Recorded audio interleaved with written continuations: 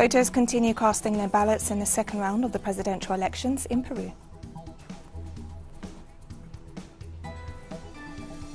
Colombia's National Strike Committee has reiterated its willingness to hold talks with the government.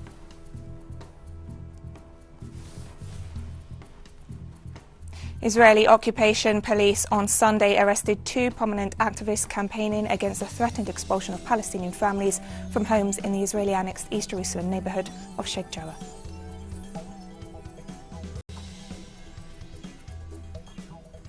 From the headquarters of teleSUR English in Havana, Cuba, this is From the South, and I'm Katrina Goss.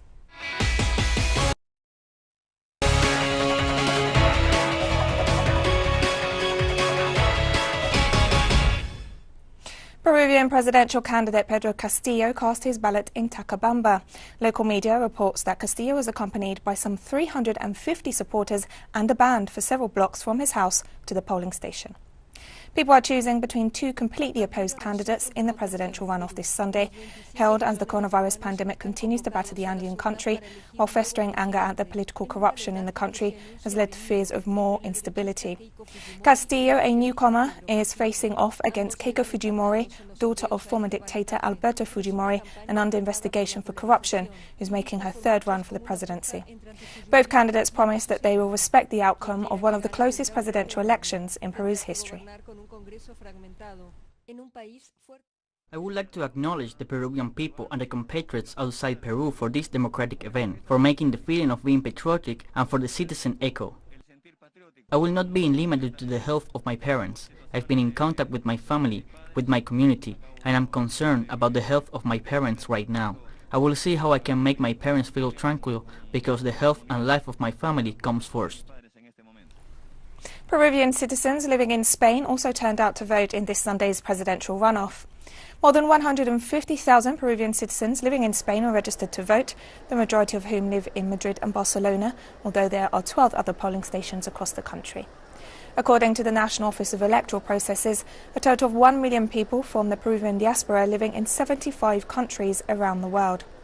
The new president elected this Sunday will take office on July 28th, replacing interim leader Francisco Sagasti.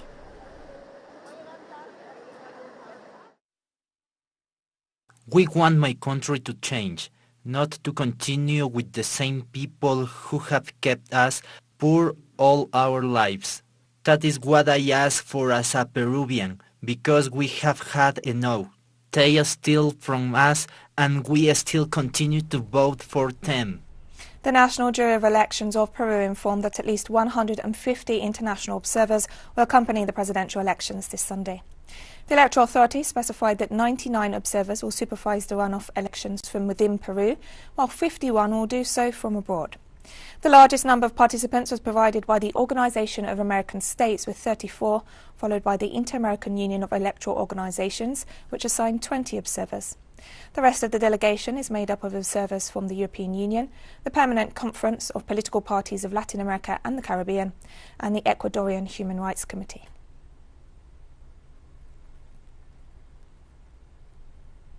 And as Peruvians choose their new president, many farmers in Chota, northern Peru, said they feel they've been forgotten by the government and hope the new president elected this Sunday will offer greater support for rural residents. They're pinning their hopes on left-wing candidate Pedro Castillo winning the presidential elections and providing more economic support to rural farmers as he's pledged. 7 million of Peru's 33 million inhabitants live in the countryside, where the proportion of families living in poverty is higher than in urban areas.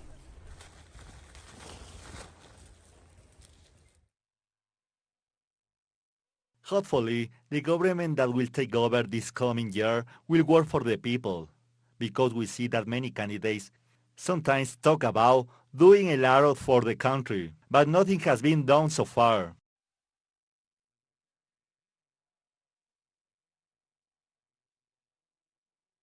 Pedro Castillo is a teacher who maybe doesn't have a master's degree in politics. He doesn't have in-depth knowledge of what the reality of the country is, what the international context is. But I think that's what advisors are for, right? They can advise him, but that can also be a setback due to his lack of experience.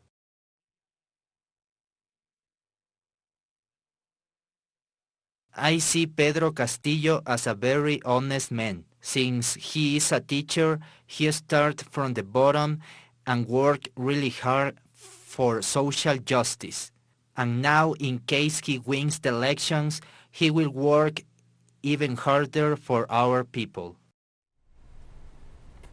Mexicans are turning out at the polls for this Sunday's legislative election, seen as a key test of President Andrés Manuel López Obrador's popularity after more than 2 years in office. The midterm polls will see the election of the 500 members of the lower house of Congress, 15 of 32 state governors, and thousands of local authorities. The vote is viewed as critical to the prospects of President López Obrador pushing through reforms under his so-called transformation of a country shaken by the coronavirus pandemic, a deep recession, and drug-related violence.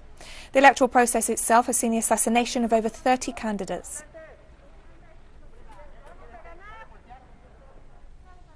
And President Andrés Manuel López Obrador has already cast his ballot in these legislative elections. López Obrador was elected in 2018 for a term of 6 years, vowing to overhaul Mexico's neoliberal economic model. Much of his popularity is due to his social welfare programs aimed at helping the most vulnerable sectors. His supporters say he's the first president to put the interests of the Mexican majority, many of whom live in poverty, before those of the wealthy elite.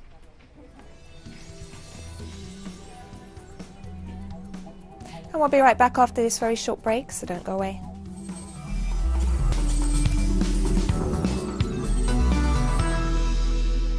Welcome back to From the South. In Colombia, after 39 days of protests, the National Strike Committee reiterated its willingness to hold talks with the government. The committee held Ivan Duque's government responsible for the slow progress in the talks aimed at creating a sustainable scenario for negotiations on the country's future.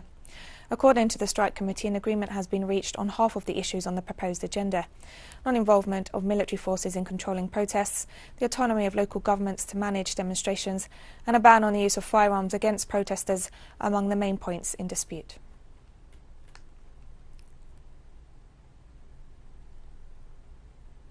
And also in Colombia, security forces continue with the violent repression of protesters. Public transportation facilities are reportedly being used as provisional detention centres. According to the media outlet Colombia Informa, in several sectors of the capital Bogotá, the mobile anti-riot squad attacked demonstrators and detained them in bus stations. In Porta Suba, one of the main stations of the Transmillennial public transportation system of Bogotá, police harassed journalists and human rights defenders who gathered around the area. This week, the Transmillennial company confirmed the allegations. 4 protesters were detained at Porta de Suba on May 19th, while 10 others, including a woman, were detained at Porta de Americas, according to a statement from the company.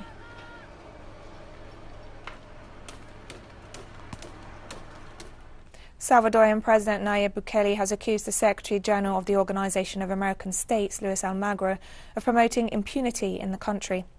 The statements come after the designation as advisor to the Secretary General of Ernesto Monchont, a former mayor of San Salvador between 2018 and 2021, who faces 2 criminal proceedings.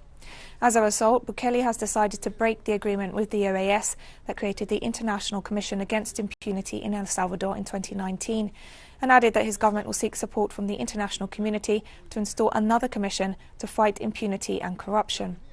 The Attorney General's office has accused Monchot of allegedly bribing criminal groups to obtain a great percentage of votes in the 2014 presidential elections.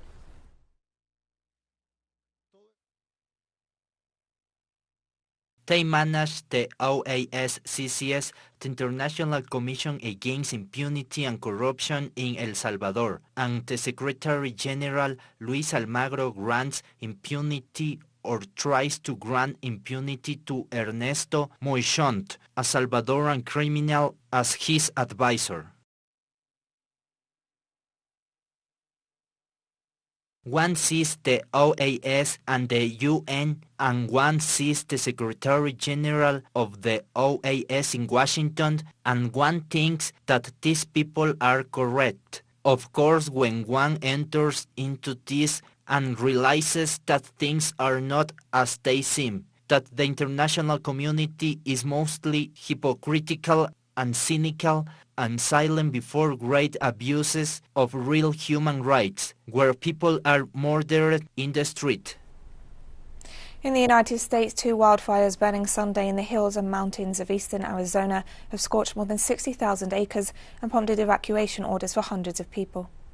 The telegraph fire has burned more than 34,000 acres in and near the southern edge of Tonto National Forest, 60 miles east of Phoenix, since starting Friday afternoon.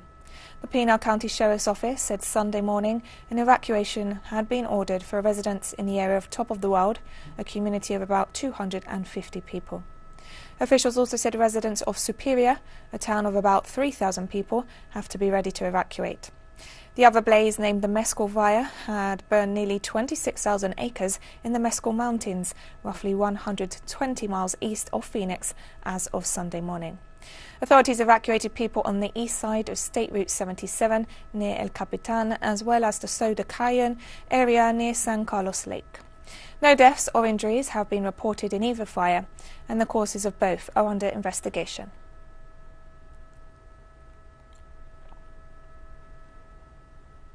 In the German state of Saxony-Anhalt, Conservative Christian Democratic Union of Germany party members celebrated securing around 36% of the vote in a regional election seen as a test for the national elections in September.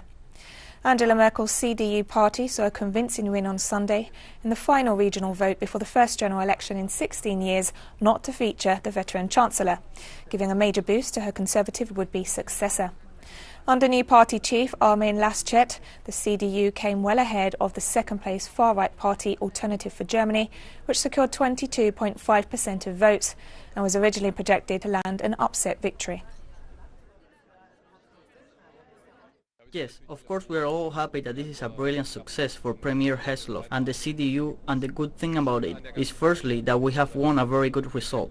Secondly, that it is a result that gives us a boost for the federal elections, and thirdly, that the AfD is so far behind us. If you've been an activist since 1990, you've been through election campaigns where you had a good feeling and then a bad result. And this time we are all a bit unsure of what would happen. We were optimistic, but to get such a result, that makes us very happy. Extreme weather has resulted in the flooding of several parts of Germany, causing the death of at least one person and extensive damage. In Berthersdorf, in the western Saxony region, floodwaters ran down streets and submerged cars, while fire crews also helped pump muddy waters out of homes. Rescue personnel have responded to hundreds of incidents as the adverse weather, which has struck the country over the past few days, caused major flooding in some regions. Authorities had issued severe weather warnings on Saturday for parts of Germany, a day after a man was killed and a 12-year-old girl was injured in separate storm-related incidents.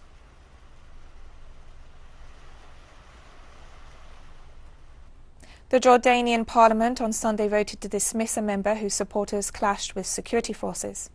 During an emergency session, 108 lawmakers voted for Osama al-Ajami's dismissal after Parliament approved a memorandum submitted by lawmakers in which he was accused of offensive statements insulting the Parliament and King Abdullah II.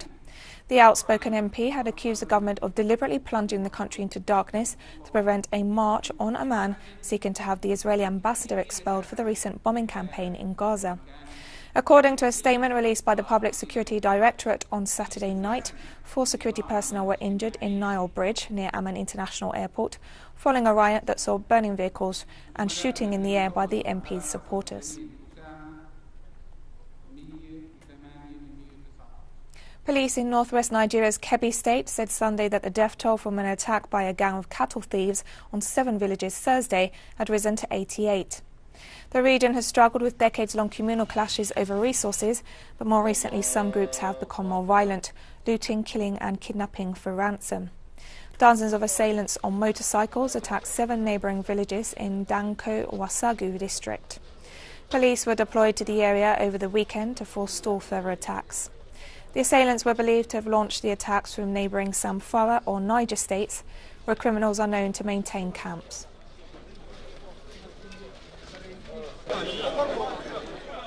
A group of gunmen have killed at least 160 civilians in Burkina Faso in the deadliest attack since violence erupted in the West African country in 2015, officials said on Saturday.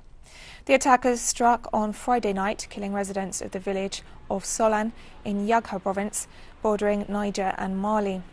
The government has declared a 72-hour period of national mourning, describing the attackers as terrorists, although no group has claimed responsibility.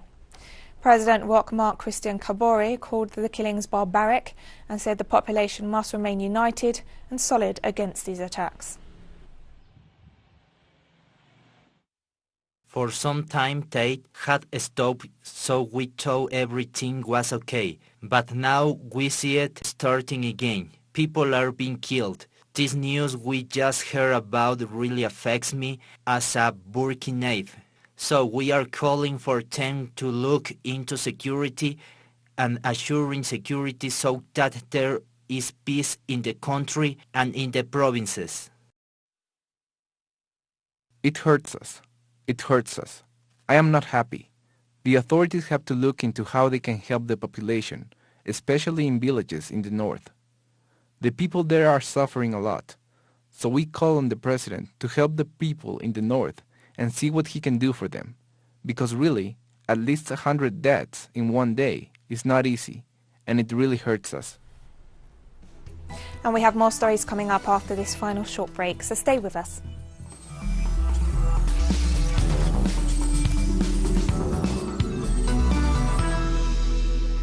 Welcome back to From the South.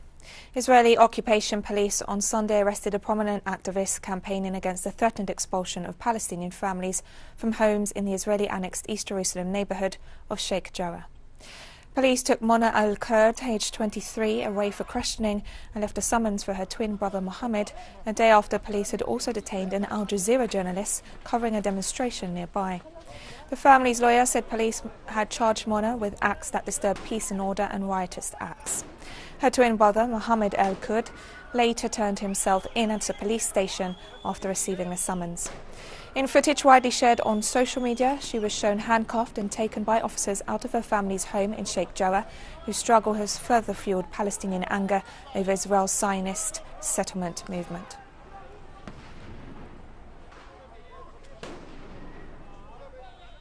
And the father of prominent activist Mona al-Kurd stressed that Palestinian residents of Sheikh Jarrah will not be silenced by the Israeli occupation in fighting for their rights. We were surprised in the morning by the presence of about 7 or 8 members of the Special Forces and the intelligence unit asking for Mona and Muhammad.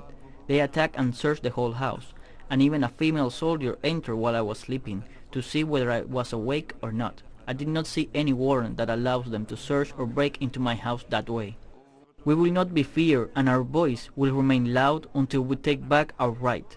Despite of what the Israeli police, special forces and all the governmental and military units are doing, they will not be able to get what they want from us. This is our country, those are our lands, this is our Jerusalem, and we will continue on defending it, together with our children. They will not frighten us nor our children. The Israeli regime has launched a COVID-19 vaccine campaign for 600,000 teenagers aged 12 to 15.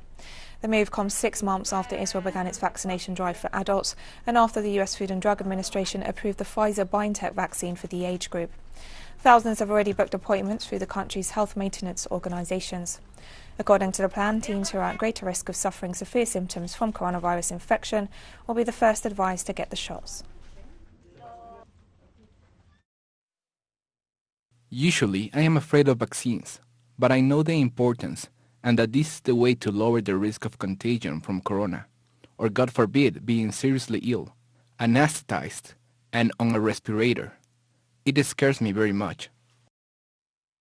At first, I was scared because on several occasions I had children in my class who got ill with corona, and I was afraid that I too would get sick. Now that I have been vaccinated, I feel safe. Flash floods and mudslides triggered by heavy rains in Sri Lanka have killed at least 14 people, and more than 5,000 are displaced, officials said on Sunday. Rains have been pounding 10 districts of the island nation since Thursday night. 10 people have died in floods over the past 2 days, while another 4 lost their lives in mudslides, according to the government's Disaster Management Centre. The centre says the extreme weather has affected over 60,000 families in several parts of the country.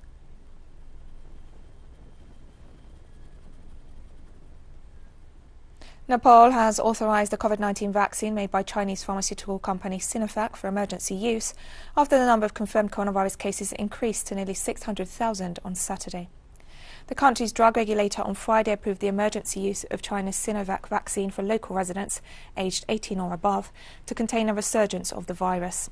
Nepal reported 5,000 new confirmed COVID-19 cases in the last 24 hours, according to the country's Ministry of Health and Population. Meanwhile, 68 new coronavirus deaths were recorded on Saturday, taking the national death toll close to 8,000.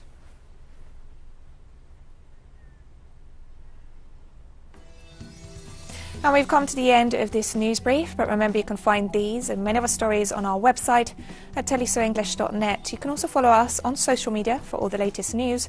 We're on Facebook, Twitter, Instagram and Telegram, and you can catch up on our shows on our YouTube channel. For teleSUR English, I'm Katrina Goss. Thank you for watching.